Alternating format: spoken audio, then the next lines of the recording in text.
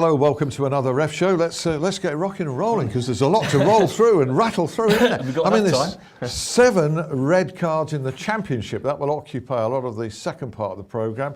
6 of them were straight reds, 5 of them were for serious foul play, and sometimes referees in the Premier League haven't been recognising that, have they? And even over the weekend. And even over the weekend. Let's start then with the big games on Sunday. Obviously, Liverpool-Spurs is going to be a major talking point for Keith Hackett and Mark Halsey. Just to get out of the way, we can do this a little bit quicker. Andre Mariner's game, Crystal Palace 1, Newcastle 1. We had a bit of grappling there, but thanks to the assistants, it was spotted.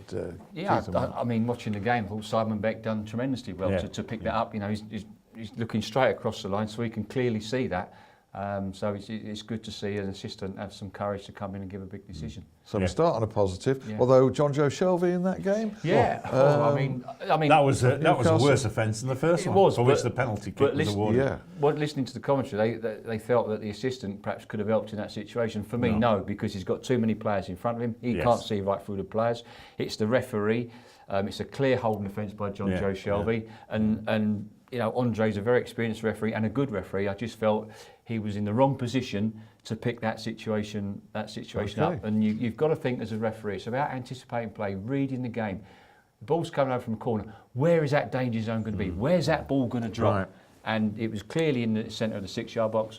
Andre was too deep, didn't have a good viewing angle. If he's more central, Andre picks that up. Well, he was static. I think this is a criticism of several referees.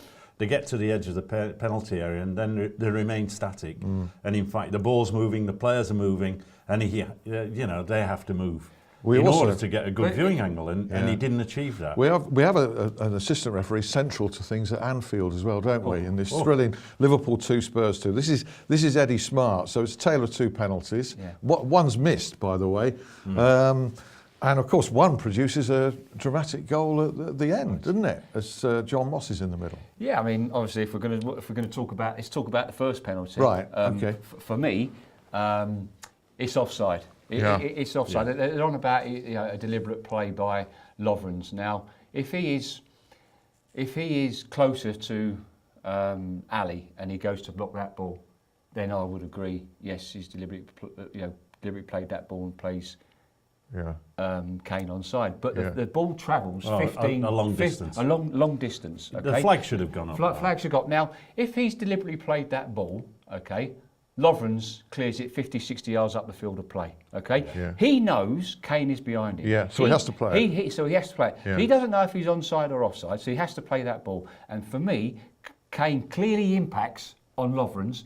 Thus, he's interfering with an opponent. You feel the second one was correct, though, Keith? Yeah. I think the second one was a terrific decision from Eddie Smart.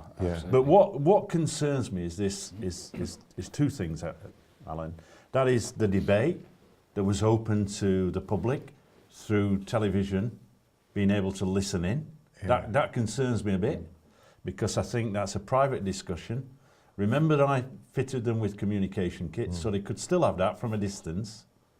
Doesn't it? You know? I get this impression that referees are suddenly coming across to consult with the assistant referee, because then the ownership and blame is on the assistant referee. I think he could have stayed clear of it. But having said all that, Smart was good on the first one.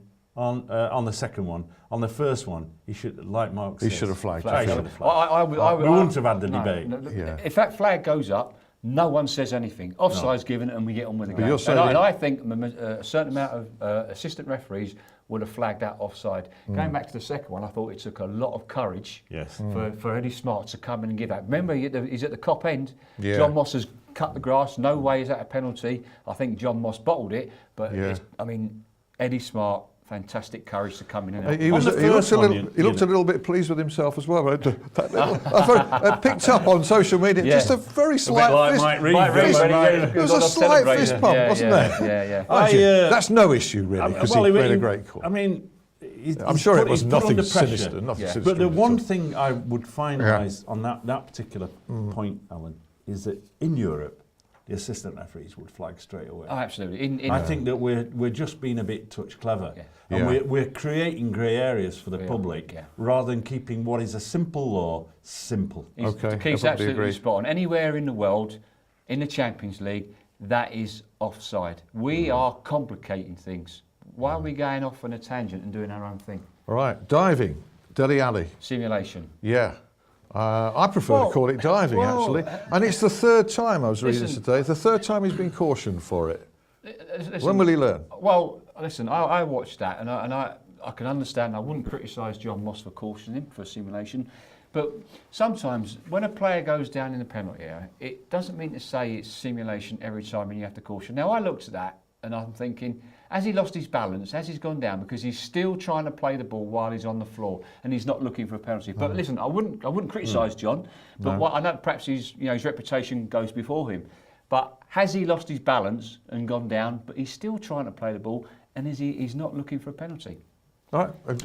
Well, I think we know how complex it is for referees to judge whether it's simulation. What do you think on this one, Keith?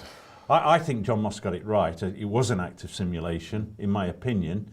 And sadly, Dele Alli is building a reputation that up here, at the back of the mind of referees, they'll react. And I think that there needs to be a general debate around this particular incident. And, you know, Alan, I think we're inconsistent. The FA put down too tight a criteria in terms of when this regulatory panel meet. I think every act of or genuine belief that an act of simulation has taken place, a dive, let's review it. Well, let's get rid of it. I mean, I've been saying it all season. Yeah. If John Moss gives a penalty there, he'd most likely serve a 2-match ban. Right. Let's look at the law. Let's change the law and let's give the referee the power to say if it's clear simulation, let's give a straight red card. Okay, just breezing through a load of stuff because we've got a really busy championship in the second half. Josh King was also cautioned, and that really did look a blatant dive in the Bournemouth 2 Stoke 1. Oh, yeah. Paul Tierney. Well done. Paul Tierney was that. That was simulation. Yeah. Picked it well up done, there. Paul Tierney. Just you blogged one game, Arsenal 5, Everton 1. That was Neil Sporbrick's game, and I think you're both very praiseworthy. Yeah, it was. I thought the fourth goal obviously was offside, and I think I just want to talk about assistance. I think they're getting a lot of offsides wrong at the moment, and that's because they switch off, they're not concentrating, and they're not in line with the second most rear defender. Yeah. Burnley 1, Manchester City 1 was Martin Atkinson. I think the usual consistent standard. Let's highlight, well, in a moment we're going to highlight Roger East because he's been highlighted sometimes for the wrong reasons, but we've got the right ones. But just briefly then to mention, obviously, we all saw in Stuart Atwell's game, Manchester United 2, Arsenal 0. How on earth there was no early penalty awarded there for the clattering challenge? Huddersfield, sorry. Yeah, 2-0. Who did I say? Sorry. You said Arsenal. I said Arsenal. He's just got to get... I mean, Stuart Atwell's got to come off the fence and have the courage to give what he sees. Yeah. And I think that he's still living with this history of too many red cards and now I'm not giving them and whatever. But that was a cautionable offence. It was reckless at least, and it was a penalty kick. And he was looking at it, and that's the surprising bit. We've got to be careful as well what the full official says to the manager. I mean, Jose Mourinho come out and said that Mike Dean said he didn't have a good angle.